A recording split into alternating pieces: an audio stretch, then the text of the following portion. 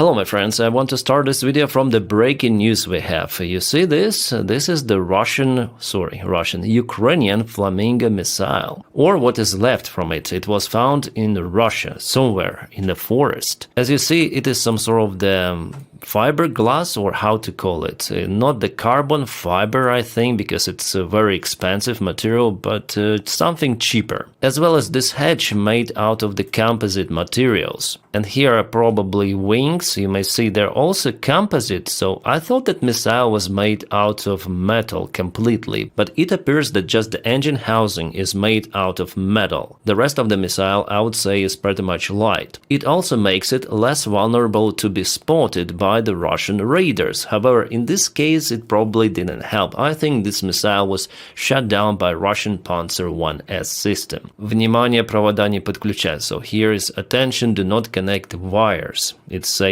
And here is why I think that this missile was after all shut down, because those holes like here and there, they only could be done by some of the object that penetrated this missile's skin. Could those be some of the internal parts, like for example moving rotor, and by the way this is the engine housing?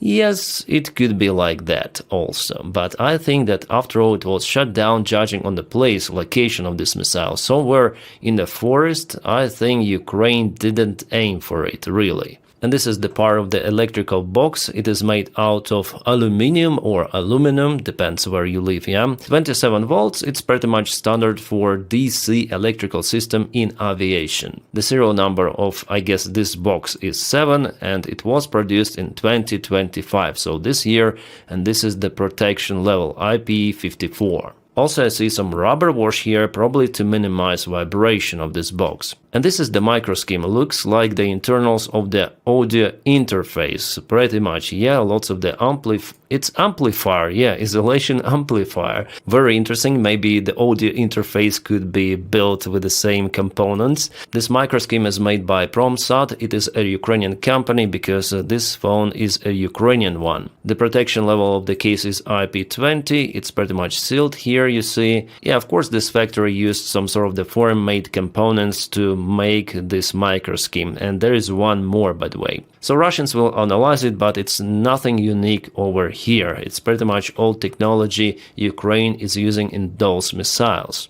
And what is this? Oh, this is some sort of the transmitter or receiver. Yeah, this is the antenna for communication. Wi-Fi password, we have everything. Can I just scan this QR code? Oh, you just have the password here and the name of the network, that's it. Yeah, it just gives me the same numbers here, nothing more. And judging on that, I think Ukraine is capable to correct the flight path of this missile. So this is overall a communication box, you see? This aluminum box with some of the shock mounts and micro schemes, it survived the crash. So yeah, it's the FAL-1 missile with some of the new modern technologies implemented, and it's way bigger than FAL-1. And that makes Flamingo missile, I would say, kind of vulnerable against the Russian air defense. Yeah, it's made out of the composite materials, as we already understand. Composites are pretty much transparent for the radio waves, but in the forward part there is the huge warhead, and also it has a big engine, plus the aft part is made not out of composites, but I think it's metal, aluminum as well. Yeah, sorry for the image quality, that is what I was capable to find in internet, comparison of the sizes, and here you see that Flamingo is really huge, even compared to the Russian Caliber missiles, which Russia launches from their ships in Crimea. And Tomahawk is almost 1 meter shorter compared to Flamingo, also it's very narrow. Yeah, it may carry less of the payload, but nevertheless it's very hard to detect Tomahawk. Taurus, you may say it's even shorter, but it is used to bust the bunkers. And I'm out of clue why Germany is still not providing Ukraine with Taurus. Well, I guess if Donny sends a couple of the Tomahawks to Ukraine, Germany may send some of the Taurus. I think so, because it was the story with tanks. So United States at first agreed to supply to Ukraine Abrams tanks, and then Germany, Chancellor Scholz, as far as I remember, he agreed to supply Leopard 2 tanks. Only after Americans. They don't want to be first, they don't want to escalate from their side. escalation. Yeah, all say about escalation, but Ukraine does some interesting steps. However, this missile is big, it's new, it's very wet, so of course Tomahawk in general is better for Ukraine, because for Russia it would be very, very hard to hit this missile, to shut it down in their airspace, even with Panzer 1S. Tomahawk is very nimble, it's very narrow, and it's damn fast. So because Russians still have some of the air defense systems, Ukraine decided to clear the way for Flamingos. For example, this video was just published and it's brand new. I haven't watched it myself, so while filming this update I'm gonna look through it with you, and I already see that it is the radar of S-400 system. Just 3 days ago Russia already lost one of those radars, and again Ukraine somehow finds them and kaput. So let's watch this video, it's very interesting. Okay, so there is the system. Oh, there is the kaboom! From the very, very far distance, and Ukraine is using shark drones to nail everything. Yeah, shark drones. Even the location looks the same, but before there was different system. Yeah, with couple of the launchers. Now Russians deploy or start to deploy this kind of the radar, and immediately it was spotted and kaputted. It is the most expensive part of S-400 air defense.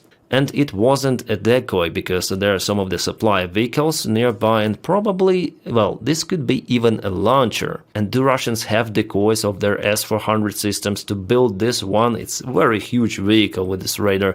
I don't think they have the one. Well, they have something like this, inflated stuff, but it wasn't the one for sure, because after kaboom the vehicle was still out there. Yeah, looks like launcher of S-400. You see this truck, it's huge, it's more than a Patriot system, I mean bigger, way bigger. Well, maybe Ukraine used some of the drones or HIMARS artillery to hit that target. But it was again a very, very precise strike, exactly what happened 3 days ago, but it's completely different case, different video. Well, President Zelensky today stated that Ukraine will intensify long-range strikes on Russian Federation using different weaponry. Well, my take that Ukraine is pretty much serious about massive use of Flamingo missiles. Maybe those were produced for the last couple of months massively. Judging on the current scale, I guess roughly 30 of Flamingos could be in Ukraine, ready to launch almost. But for that strike to be successful, I think Ukraine should use Russian tactics. First of all, they exhaust Ukrainian air defense with the help of the Shahed drones, and Ukraine might do the same with FP-1 drones, Luty, Beaver, and just after send Flamingo, because Panzer 1S, it has I think 4 of the missiles ready to go, and later on it needs reloading. And I would say that in many of the cases Panzer 1S is very effective against low-flying targets. Well, sometimes the Russians hit their homes, like it happened not long time ago in Belgorod. There was the video that I cannot show you here. The Russian missile just hit the top floor of the residential building, and some of the Russian publics, they say it was the strike of Tomahawk missiles, which were supplied to Ukraine. Yeah, sometimes Russian media or Russian channels, they're crazy. Well, I just hope that one day Ukraine gets those Tomahawk missiles after all. Plus, there was the big meeting yesterday where Zelensky approved the new SBU strikes aimed at weakening Russia. Some new spiderweb-like operations could be done by Ukraine pretty much soon. Well, I guess we'll all wait for it, but performing spiderweb for the second time, I think that after all it could be pretty much difficult for Ukraine, because Russia already knows that trick. But how effective Russians could be in stopping those operations, that's the other factor. We know how Russian FSB performs their duties, how they slept absolutely the Crocus City Hall operation and Spiderweb. Also, by the way, Ukrainian strike on Kursk, because after all it's the duty of FSB to protect the border of Russia. Yes, the border control forces belong to FSB. Oh, what is happening? Can we help somehow? This is Feodosia, Crimea, the biggest oil storage that was hit. Oh my god, it is still burning for the 4th or 5th day. You can see Russians are wasting precious water over there, and they don't have any sort of the helicopters. Come on, there's a big airfield dedicated to those helicopters which might carry some of the water. Russians also have B-200 aircraft, a water tanker, firefighter one, but no, they hesitate to use that stuff. Well, maybe they just understand that it's kind of useless to extinguish the fire after all. It already destroyed this big oil tank, and not just one. There are many more that burned down completely, so it's the great success of Ukrainian operation deep in occupied territory of Crimea and sometimes in Russia too. Oh, breaking news, we have it from the Russian channel. Sorry guys, I don't have the time to translate it for you visually, but I can translate it verbally. An aircraft MiG-31 crashed in Lipetsk Oblast, Ministry of the Russian Defense reported. It happened during the approach for landing after commencing the training flight. Crew ejected, there is no threat for their lives. But anyways, Russians lost MiG-31. The same MiG-31s which violated Estonian airspace. Here's exactly a photo of the MiG-31 spotted by NATO jet that was scrambled for interception of Russian jets, but it was not done, I mean physically. It continued the flight, no shutdown happened. MiG-31 is important because it may carry Kinjal hypersonic missile, you may see it underneath. Well, it's not like fully hypersonic missile, but still it is very fast. And for Ukraine it's very hard, if not impossible, to intercept those missiles, and every time Russian MiG is flying close to Ukraine, all over Ukraine there are air raids announced, because this missile may hit every sort of the place in Ukraine in a matter of minutes. But still it is less than Mach 5, according to independent analysis. If the number is more than Mach 5, well, in this case it could be called hypersonic. But Russians call it like that anyways. And just now, while I'm recording this video, Russia launched so many Shahid drones to Ukraine. Mostly they're coming from Bryansk and Kursk regions. Some of the drones were spotted even in the western Ukraine. What's the goal of those drones? Why they're going to Cherkasy and Kropivnitsky over here? Well, maybe they will turn later on to Kiev, because that is how they bypass Ukrainian air defense, maneuvering all around. By the way guys, I have my Telegram channel and there I post lots of the stuff, so before even I film the video, I post some of the news for my Telegram subscribers. It is for free, you may check updates, but today I didn't update during the daytime, just at the evening I started to share some info, and yeah, sometimes I even forward, for example, from Noel reports, because they have pretty much good analysis. I also monitor their Telegram channel. And sometimes I share the content which I cannot play on YouTube. You may also find it on Telegram.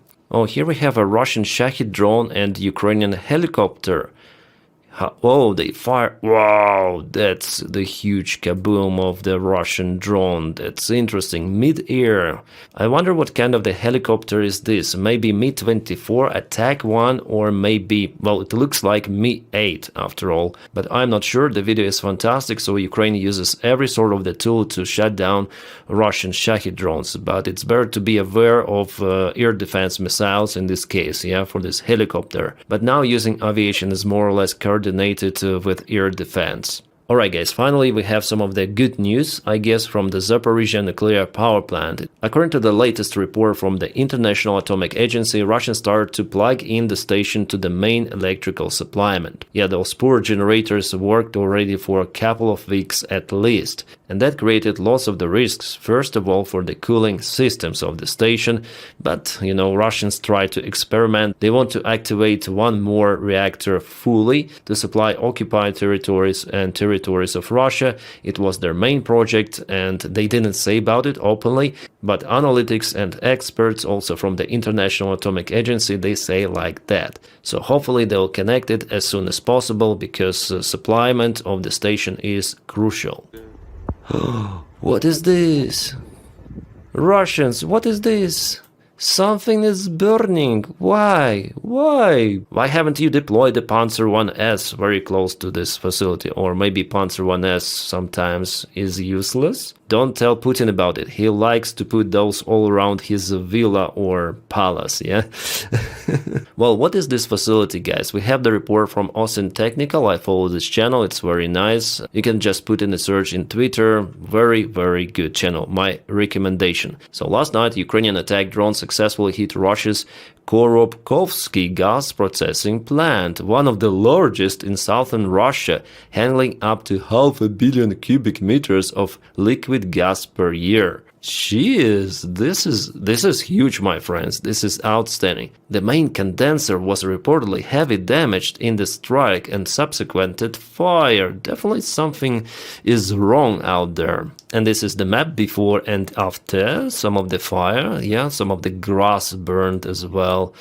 A close perspective before after. Oh, Russians, you suffer once again. You know, your refineries, your gas processing stations, the biggest ones in Russia. Why? What happened? Maybe special military operation goes? Yes, according to plan. And the secondary confirmation from the NASA fire detection satellites. But we don't need it, I guess, because we saw the real image with fire. Oh, what is this video? That's great. I'll lower my image. Oh, this is the artillery-style usage of the helicopter. Ukrainian Air Force, you can see this tail, yeah? Cool, this is Mi-24 attack helicopter. Some flashes, turn and returning at a very low altitude. Awesome. It's not very precise usage of the helicopters as artillery, but all the sites are using helicopters like that nowadays. Wow, that's awesome. And this is Ukrainian Sukhoi 27, and you see what is here. This is JDAM, yes, American-made gliding bomb. Awesome. This is fantastic, wunderbar airplane, looks awesome. One of my favorite jets, and it's also very big. I think it's 500 pounds JDAM. French ISM bombs, they're a little different, you may see them here, and this is probably Sukhoi 25 attack airplane, yes, I guess. And you see, this guy likes anime, Attack of Titans.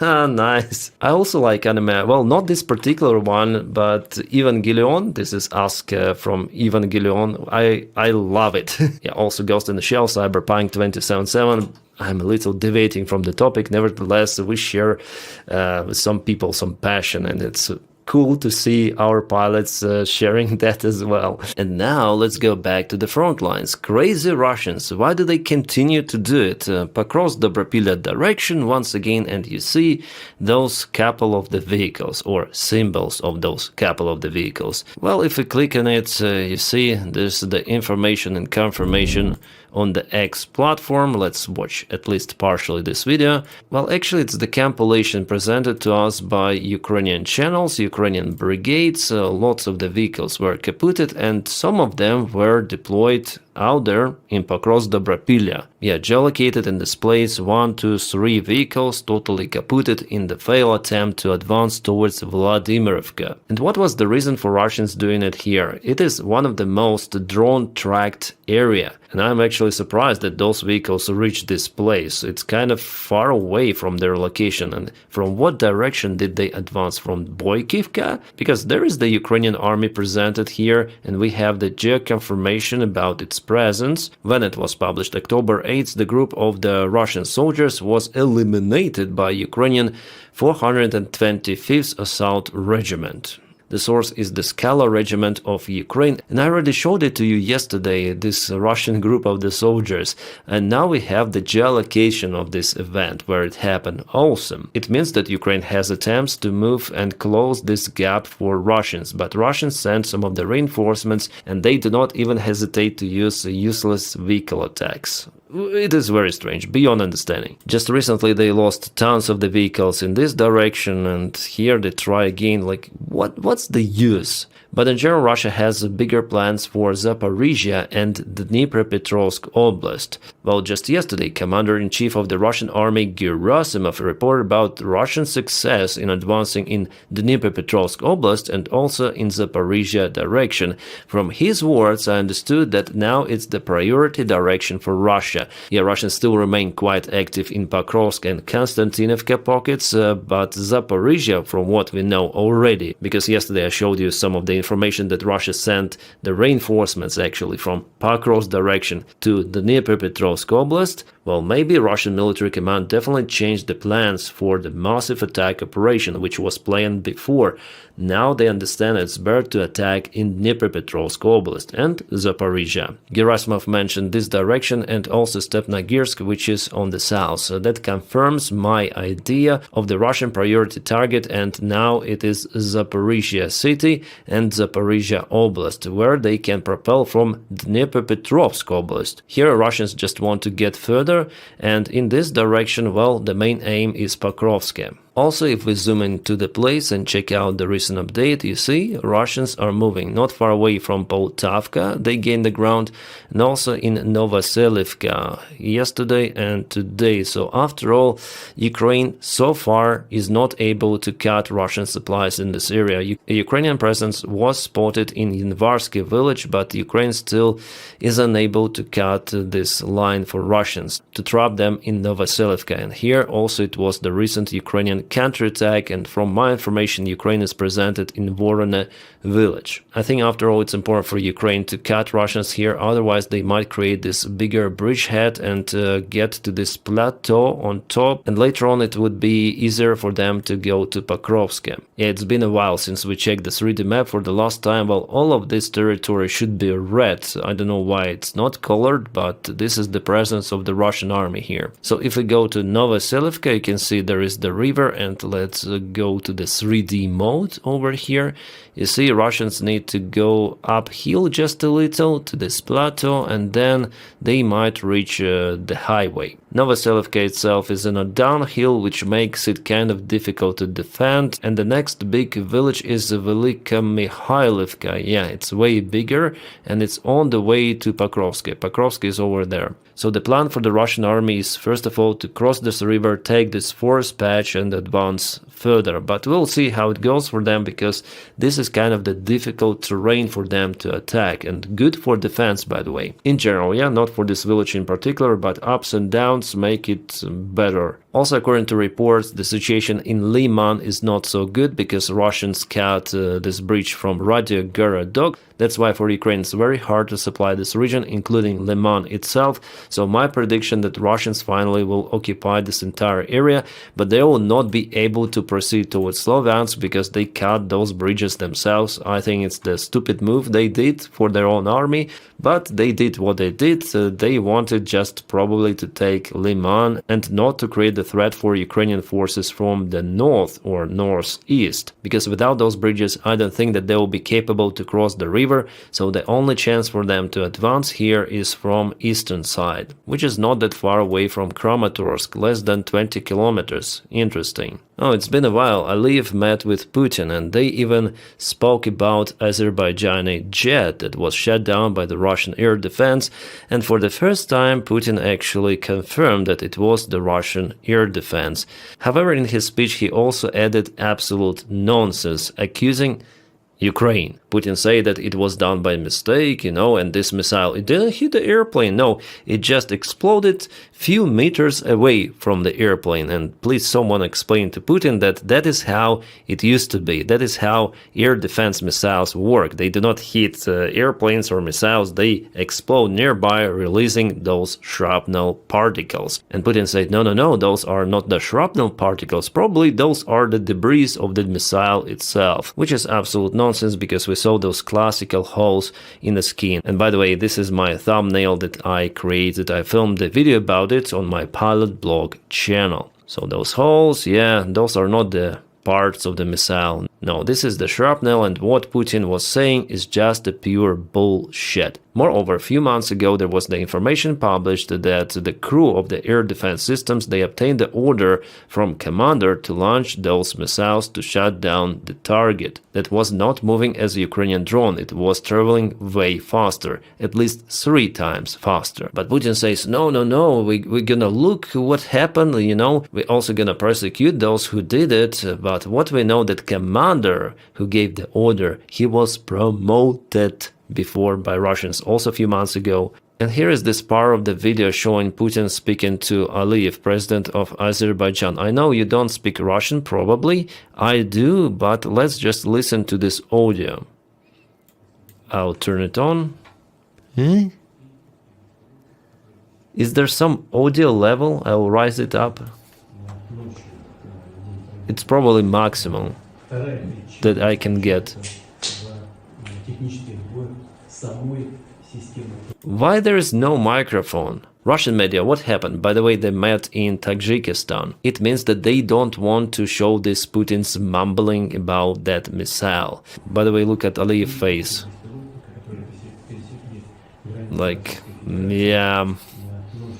Judging on his reaction, I think he knows what happened and he doesn't believe Putin's bullshit, but he cannot tell it openly. Yeah, you're a bullshitter. What are you talking? What a nonsense. Unfortunately, yeah, they have to play this politician game. We have what we have. Oh guys, it was a fantastic video review. Somehow I obtained the pleasure of filming this video. It's a long forgotten feeling because mostly I perceive my job as a job, but today, yeah, maybe I have just a new gear. Yeah, this year I invested a lot into my gear, into video production, so thank you so much for supporting my channel on Patreon and on membership. The link for my Patreon you may find right in the video description just below. And for membership, just press join. And today I promise to record the separate content for my patrons and members. Yeah, sometimes I do it, not very often, because after all my time is quite limited, but I try to do it. So thank you again so much guys for your kind support. And I wish you all a peaceful sky wherever you are and have a great time.